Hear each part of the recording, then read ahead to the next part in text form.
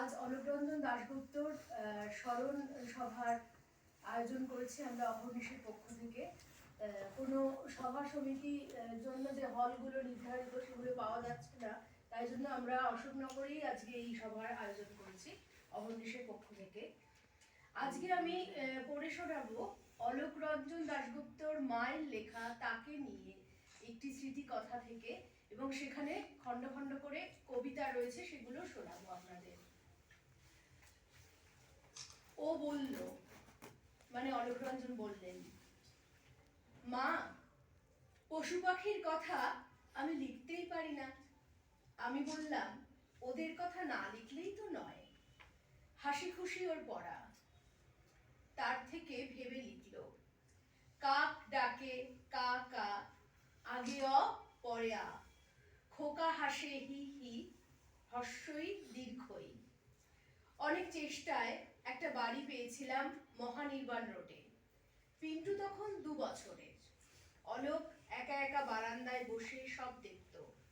সেখানে বসেই হঠাৎ রবীন্দ্রনাথের মরদেহ নিয়ে শেষ যাত্রার দৃশ্য দেখে ভীষণ দুঃখ পেল।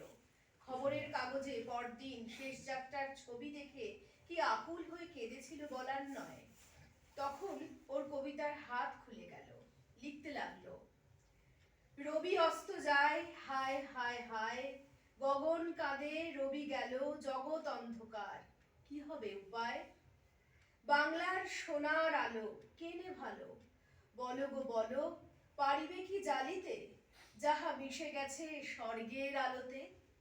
বৃষ্টি পড়িতেছে শব্দে ঝড়ো ঝড়ো, বৃক্ষ তরুলতা কাঁপিছে থর থর।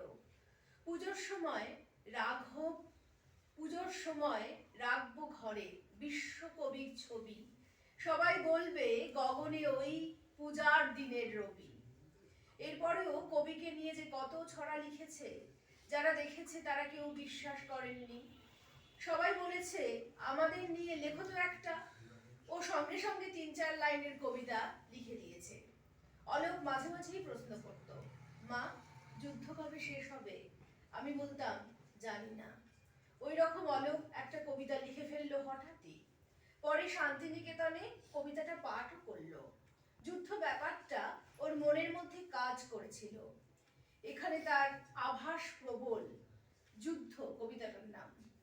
চারিদিকেই খবর শুনি যুদ্ধ আর যুদ্ধ। এসব শুনে রীতিমতোই হয়ে গেছি ক্রুদ্ধ। আসছে জাপান চড়ে বিমান সারি সারি, রেঙ্গুনে আর সিঙ্গাপুরে বোমা ফেলে গুরুম করে পালিয়ে যাচ্ছে তাড়াতাড়ি। বাবারা সব কলকাতাতে থাকবে বলে বলছে তারা, মায়েরা সব দূরে গিয়েই যুদ্ধের ভয়ে হচ্ছে সারা। আমি কোথাও যাচ্ছি না তো, কারণ আমি নইতো মেয়ে। কোথায় কি যে হচ্ছে সেসব ঘুরে ঘুরে দেখব গিয়ে। আমার মনে হচ্ছে এখন থাকতো যদি বুদ্ধ, তাহলে আর হতো না কো এমন ধারা যুদ্ধ। এরই মধ্যে আমাদের বাড়ির বড় মেয়ে বাণীর বিয়ে ঠিক হলো। অলোক কবিতা লেখে, তাই ওকে দিয়ে বিয়ের জন্য কবিতা লিখতে বলা হলো। ওর বয়স তখন বছর 7 হবে। যে ছড়াটি লিখলো তার মধ্যেও যুদ্ধ নিয়ে মজা আছে। পৃথিবীর চারিদিকে যুদ্ধ বেঁধে যায়, সবাই নিজের রাজত্বটি বাড়িয়ে নিতে চায়। এমনকি আমাদের বাড়ি লেগে গেল ওয়ার।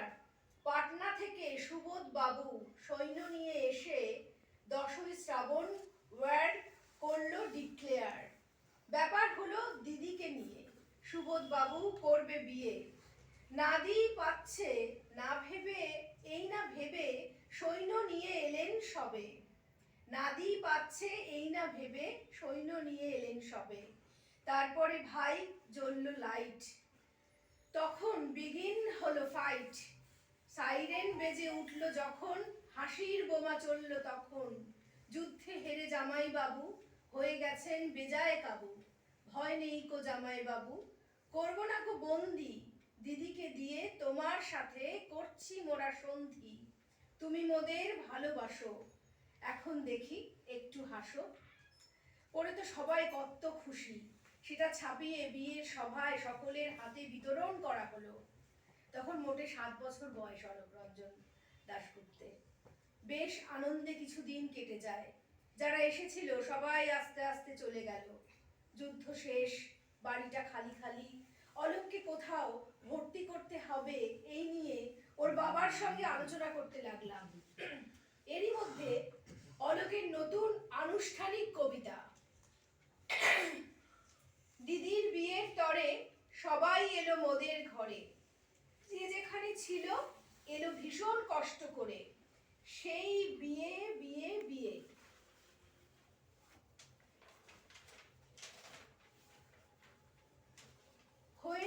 হয়ে গেল গিয়ে, তখন যে যার বাড়ি চলে গেল তাদের পোটলা পুটলি নিয়ে। শুধু রইনু মোরা একা, সঙ্গী সবাই গেল চলে, নেইকো তাদের দেখা।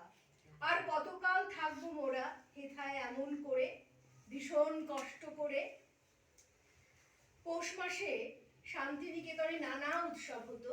7ই পৌষ থেকে মেলা বসে যেত। ওই সময় বহিরাগতদের ভিড় জমতো খুব। তা নিয়ে অলোক একটি মজার ছড়া বেঁধেছিলেন।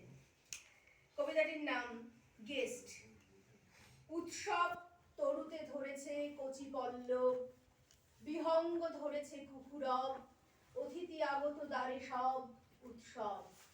আশ্রম উৎসব তরে তার উদ্যম, একটুও নহে তার কম, উদ্যান করেছে মনোরম আশ্রম।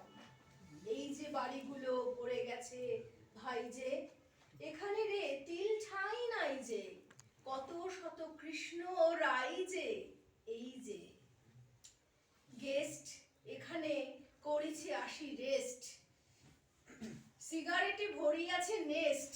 এটা ছাপা হয়নি অবশ্য, যখন এটা ছাপা হয়েছিল। টাকা ভরা হয়েছে যে চেস্ট, গেস্ট রঙ্গে ভরিল কতই বিভঙ্গে, উদ্ভট বিচিত্র সঙ্গে, বিদ্রুপ করেছে বিহঙ্গে রঙ্গে। এ যে বলে যে এখানে কতই নানা ছলে যে, ছাত্রছাত্রী স্কুল কলেজে, একটু তো মন নেই নলেজে, বলে যে। ক্লাস 8-এ পড়ার সময় অলোক সাহিত্য সভায় শান্তিনিকেতনে একটি কবিতা পড়ে আলোড়ন তুলেছিল। কবিতাটির নাম 3 সুর। নিষ্ঠুর এ পৃথিবী, নিষ্ঠুর কাননেতে ফুটে থাকা এ মাধবী। এ পৃথিবী নিষ্ঠুর, নিষ্ঠুর মোর গাওয়া ইমন রাগের সুর। নিষ্ঠুর পৃথিবী এ যে শুধু গড়ে তোলা কঠিন হৃদয় দিয়ে। কবিতাটা সবারই খুব ভালো লেগেছিল। কি জানি ঠিক মনে নেই, এই কবিতাটি বসুমতীতে পাঠিয়ে দিয়েছিলেন। একদিন খেতে বসেছি, হঠাৎ দেখি মানি অর্ডারের পিয়ন অলোক রঞ্জনকে ডাকছে।